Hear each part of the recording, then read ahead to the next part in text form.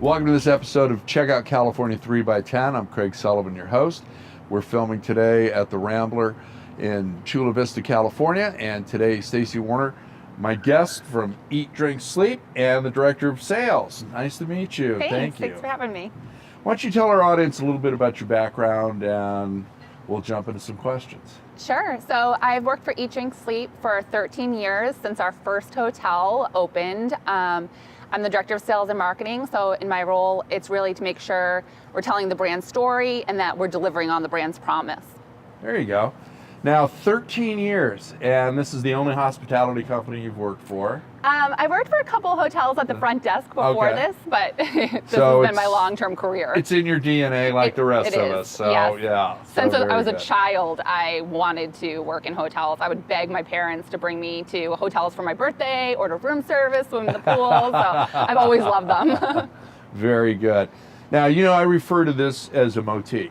You've taken an older 60s motel and breathed new life into it, and you've made it this, motique, hybrid of a boutique and a motel. So tell us a little about the renovation process. This was about a 4-month project? Yes, this was a really quick turn, which was the big challenge in this property. The owners wanted it open fast. Okay. So it's 114 rooms, and it was in okay condition, but it was very basic. Our specialty is really design-driven hotels, so we really wanted to bring that personality into this. So we moved really quickly. We tried to do a lot with a little. So you'll see there's really exciting wall graphics in every room. There's 40 different varieties, so each guest gets a new experience. And then we want to bring this pool area back to life, give the guest a central meeting point, which a lot of motels just don't have. Correct. And you'll see in the lobby there's arcade games, we're putting in a coffee shop, so we really wanted to elevate what a guest could expect from the motel experience. And it's beautiful. I mean, I am really surprised, and these are the diamonds in the rough. You get the right management and the right ownership that has the same vision, and they can bring back a property like this and really make it something special. So the initial vibe when we got out of the car here was really pleasant, and I'm looking around and the pops of color and everything else you've got going. How many hotels are you guys currently managing in California? We have 4 in California. Okay, all right. So, and they range from boutique to full service, or are they all in the boutique sector? So we have several hotels that are boutiques but also full service. Okay. So we have a property in Bakersfield called the Padre Hotel. Yes, downtown. Exactly, downtown Bakersfield. Yeah. It's a beautiful property.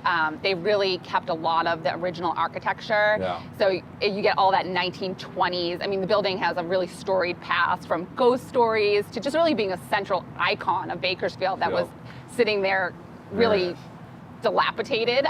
So we came in and brought that back, and then we have a property in San Diego Pacific Beach, Tower 23 Hotel. Yes. This property here, of course, a property in San Marcos called Lake House Hotel and Resort.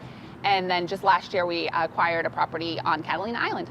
That's right. Yeah, we've got to get to that one as well. We're going to be at 2 of the other hotels later today as well. Tell us a little bit about your team here at the Rambler. So you've everybody I've seen has got a smile on their face, and I like that. It's hospitality, so we should always be smiling. So tell us about staffing here. Sure.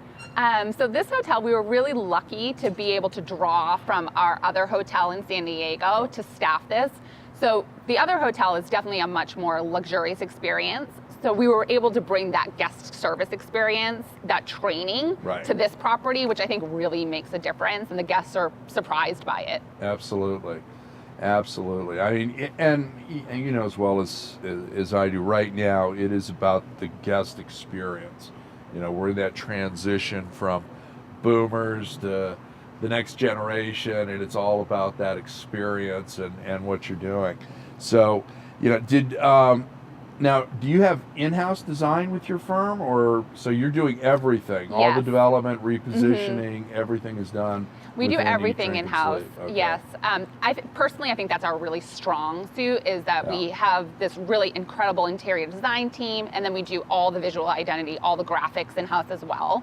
And it really allows us to carry the theme throughout the entire property in a way that makes sense, and also gives a lot of operational efficiencies. I think sometimes when you go out to an outside firm, they have, in a sense, their own agenda. They want it to look cool, but we want it to look cool and operate it well. And functional, yes. Exactly. Yeah, exactly, yeah. You got to wonder about some of the finishes that they put into some of these hotels. You go, okay, that's going to be a nightmare to clean and to maintain. No, Exactly. we're not doing that. Now, I like this. You've got this mid-century modern vibe, Route 66 feel to it. As I told you earlier, I love the doors. They're showing the rooms as a mile marker, so it's mile 104, 103, 102, and it's really a nice theme to the hotel. Now we're going to do a walking tour a little later, but we're also going to be meeting with the GM and talking about this property. But I got to tell you, it's quiet, it's clean, the rooms are beautiful so far, Thank and I you. can't wait to see the rest of it. What's on the agenda? What's on the horizon for Eat, Drink, and Sleep? So we are continuing to develop hotels. We have a couple more that I can't quite talk about yet, but they're in development. We're looking at some properties in Sacramento, other markets. We really specialize in going into a market that's underserved in the boutique space and bringing in something that's very different. Not necessarily the most luxurious hotel, but the hotel that connects the most with the locale. Celebrates the local history and culture and brings that to the forefront. Exactly. And we're really strong in our F&B offerings, so we really try to create a space that locals can enjoy as well, and I think that helps the guest experience as a traveler, because you're connecting with people who are from the area. Absolutely. And sometimes you can be that third or fourth bedroom in a community. You've got holidays, brother and sister coming in. Brother has a wife, no kids. Sister's got 3 kids and a husband. Who's staying at the hotel and who's staying at the house? It just gets to be one of those easier scenarios. And I don't know too many people don't like having breakfast at a hotel. Okay, it's pretty much works out unbeatable. pretty well. Yeah, exactly. So we're down to our last 2 minutes. I want to ask you, this is our final question, and this is how we end all of our episodes. What keeps you motivated? What's the passion that keeps you and your company going on all 8 cylinders? Well, as I mentioned, I've been with Eat, Drink, and Sleep for quite a while. And the thing that's really great about working here is that we're a small company. I mean, at the end of the day, it's really just a core group of people. And you're able to make an impact every day.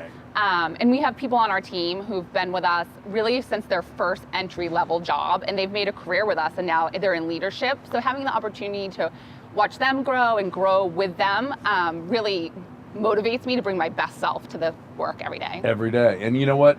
That's the thing that I love about hospitality, is that, you could be a doorman, a valet, a dishwasher, and you could progress through the company and end up being the head of development, being the DOS, doing a number of things and having that impact. And it doesn't happen in a lot of industries anymore. So we have more than a handful of people who started as bartenders. Our controller was a bartender originally. I love it. I love it. Great story.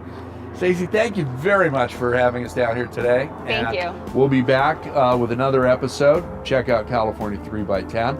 If you'd like to be on the show, you'd like to feature your properties, whether it's a hotel, a restaurant, sports, and entertainment venue, you can contact us at info@cliconference.com and follow us on social media. Subscribe to our YouTube channel, ring the bell, get the notifications for all the latest shows. Thank you. We'll see you in the next episode.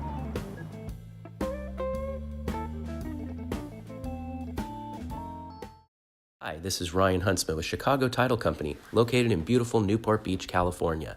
We're a national hub for our company, so we service the entire nation very efficiently with one of the largest national footprints in the industry. As part of the Fidelity family of companies, we get to enjoy and boast about being ranked number 302 on the Fortune 500 list. We're very proud of our tenured staff as they handle some of the most complex and high liability transactions across the country in a very professional and pragmatic fashion. Finally, many people are unaware of all the ancillary services that our Fidelity family of companies has to offer, including 1031 exchanges, UCC services, home warranty services, and much more. So if you haven't created a strategic partnership with a solid title company representative, I urge you to reach out to myself or someone else at Chicago Title to get the most of what we have to offer. Thank you.